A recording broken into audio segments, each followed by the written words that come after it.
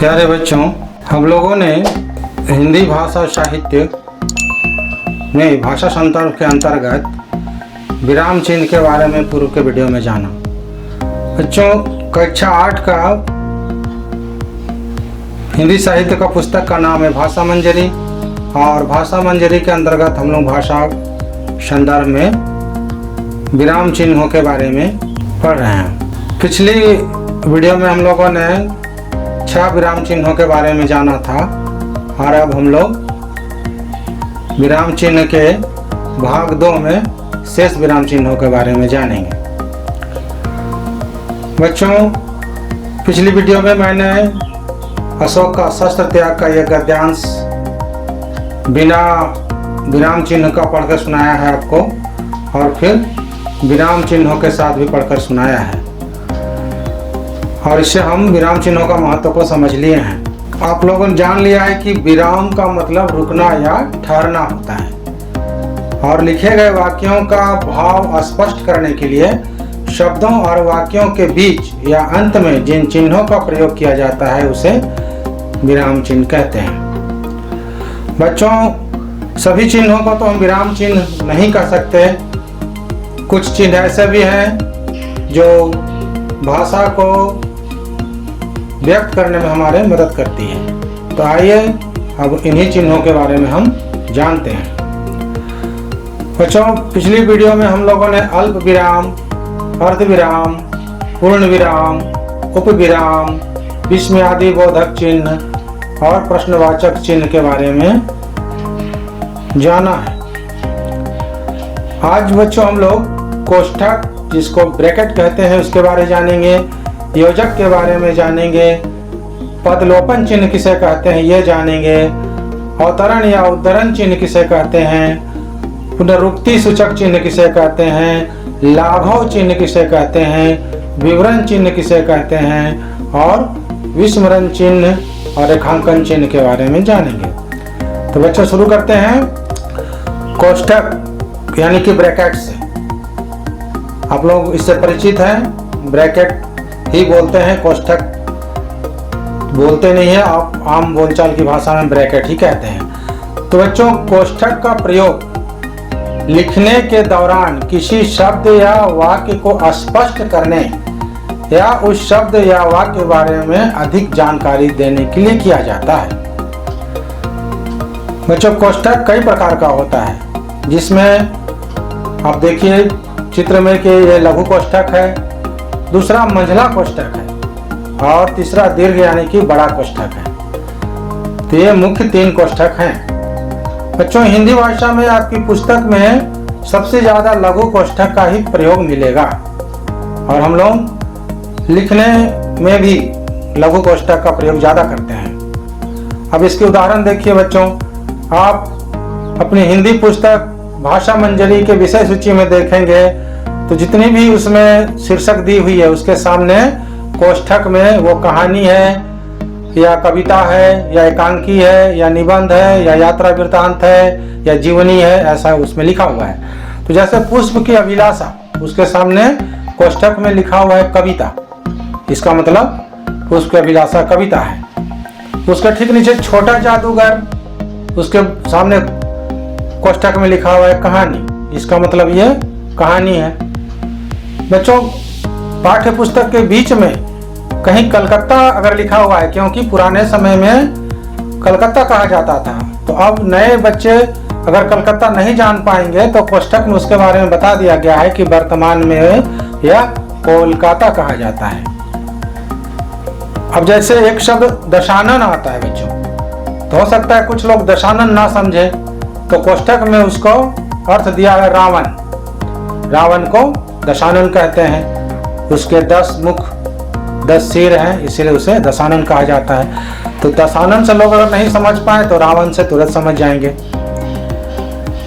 एक शब्द यहाँ है निपुति, निपुति, तो हो सकता है इसका अर्थ बहुत लोग ना जाने, तो कोष्ठक में उसका अर्थ स्पष्ट किया गया है कि वह स्त्री जिसको बच्चा ना हुआ हो उसे निपुति कहते हैं। अब अगला चिन्ह है योजक चिन्ह। शब्द सुनने से ही लगता है कि योजक मतलब जोड़ने वाला, तो यह शब्दों को जोड़ने का काम करता है। जैसे मन ही मन, हम लोग मन ही मन सोचते हैं, तो मन के बाद योजक चिन्ह लगा है, फिर ही के बाद भी योजक चिन्ह लगा है। तो जब भी मन ही मन लिखेंगे तो योजक चिन्ह उसमें जरूर लगाएंगे।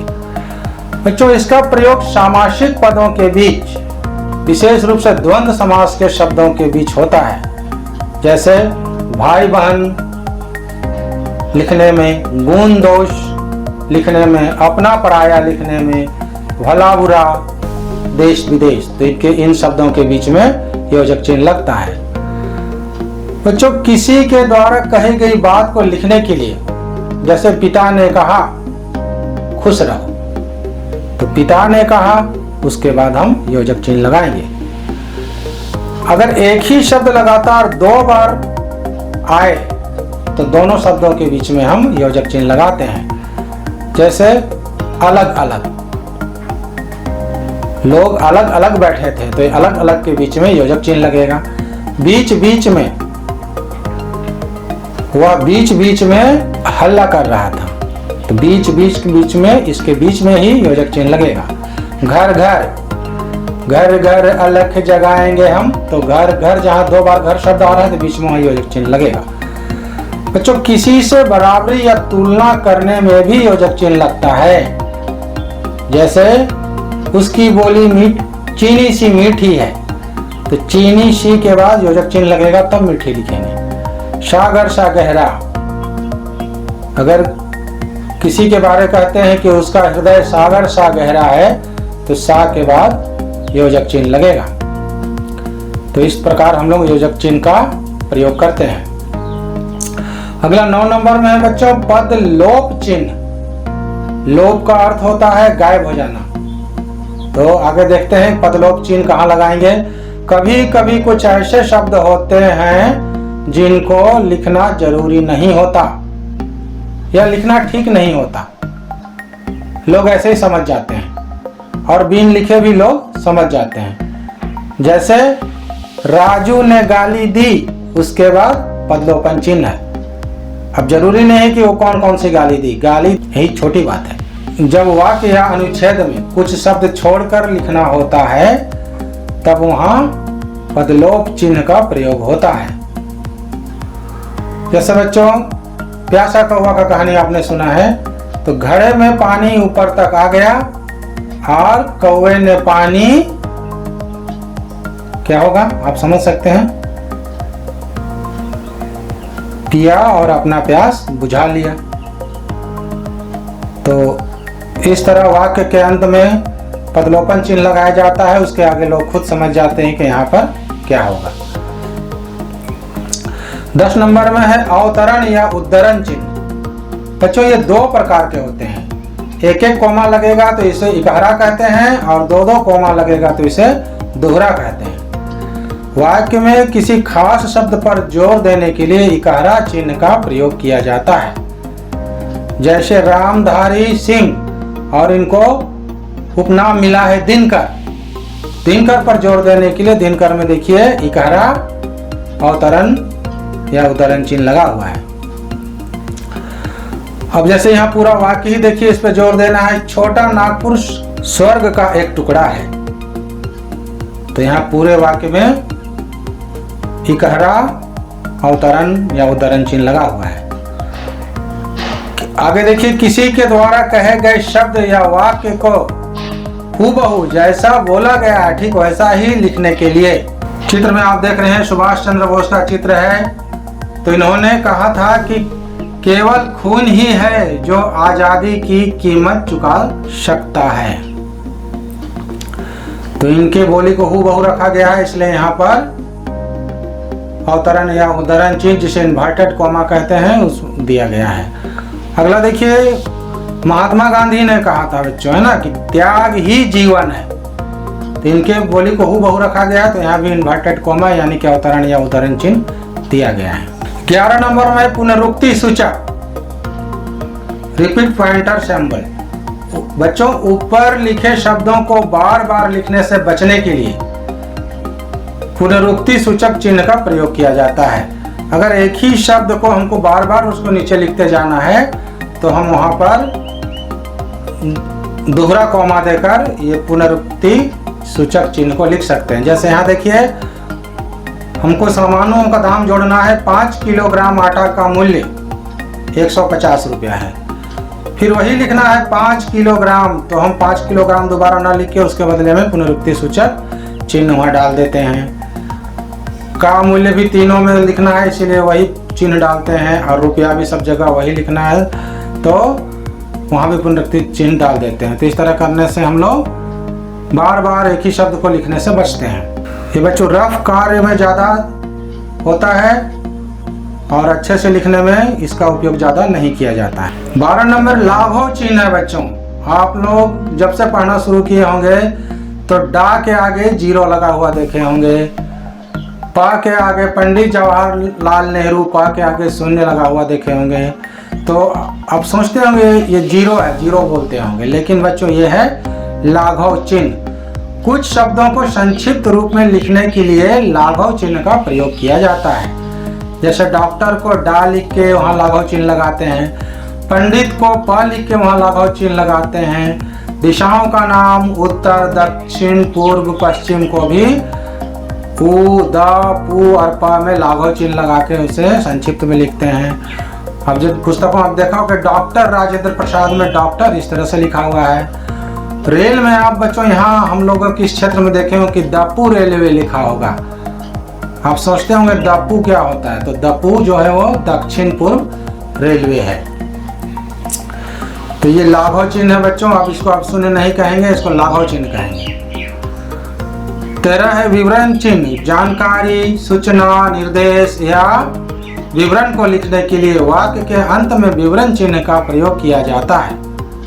जैसे यहाँ देखिए, वनों से निम्नलिखित लाभ होते हैं, और यहाँ विवरण चिन्ह देने के बाद नीचे लाभ लिखा जाता है। अगला है निम्नलिखित नियमों का पालन करें। फिर यहाँ विवरण चिन्ह दे दिया गया और क्रम से नीचे नियम लिखा हुआ होगा। तो ये सूचना देने के लिए, निर्देश के लिए और किसी विवरण को देने के लिए इस चिन्ह का प्रयोग करते हैं। बच्चों 14 नंबर में है विस्मरण चिन्ह। विस्मरण का मतलब ही होता है भूल जाना, भूल जाते हैं हम लोग। लिखने के दौरान ध्यान हट जाने के कारण कुछ शब्द छूट जाता है, वहाँ विस्मरण चिन्ह का प्रयोग कर छूटे हुए शब्द को लिख सकते हैं। जैसे देखिए, हमको लिखना था आपसे कल बात हुई थी, लेकिन हम हुई लिखना भूल गए और लिख दिए आपसे कल बात थी। अब जब दोबारा पढ़े तो यहाँ पर हम विस्मरण चिन्ह नीचे दिए और ऊपर में हुई लगा दिए, तो ये हो गया आपसे कल बात हुई थी। दूसरे वाक्य में देखिए, तुमने 3 रुपए दिए थे लिख दिया, जबकि वो 300 रुपया दिया था। समस्या उत्पन्न हो जाएगी बच्चों कि मैंने 3 रुपया ही लिख दिया। तो इसको सुधारने के लिए हम 3 के बाद विस्मरण चिन्ह लगाएंगे और ऊपर में 100 लिख देंगे, तो हो गया तुमने 300 रुपये दिए थे। तो है ना ये चिन्ह बच्चों, काम का चिन्ह। 15वां देखिए बच्चों, रेखांकन चिन्ह। शायद आप हिंदी से नहीं समझ पा रहे होंगे, लेकिन मैं कहूं कि यह है अंडरलाइन, तो आप फट से समझ जाएंगे। बच्चों आप रफ्तार शब्द को जल्दी नहीं समझते हैं, लेकिन स्पीड बोलने से समझ जाते हैं। उसी तरह ये रेखांकन चिन्ह है जिसको हम लोग अंडरलाइन अंडरलाइन अंडरलाइन कहते हैं। तो कोई भी वाक्य या शब्द जो हमें महत्वपूर्ण लगता है या याद रखने के लिए या उसे प्रमुखता से दिखलाने के लिए हम रेखांकित या अंडरलाइन करते हैं। जैसे यहाँ देखिए, झारखंड राज्य की राजधानी रांची है, तो रांची प्रमुख शब्द है तो उसको हम नीचे रेखांकित कर दिए।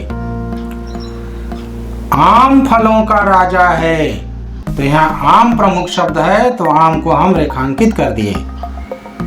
तो बच्चों हम लोगों को अंग्रेजी के साथ साथ उसके हिंदी शब्द को भी सीखना है, तो अब हम लोग रेखांकन ही कहें तो बेहतर है, और जब अंग्रेजी पढ़ें तब हम वहाँ पर अंडरलाइन कहें।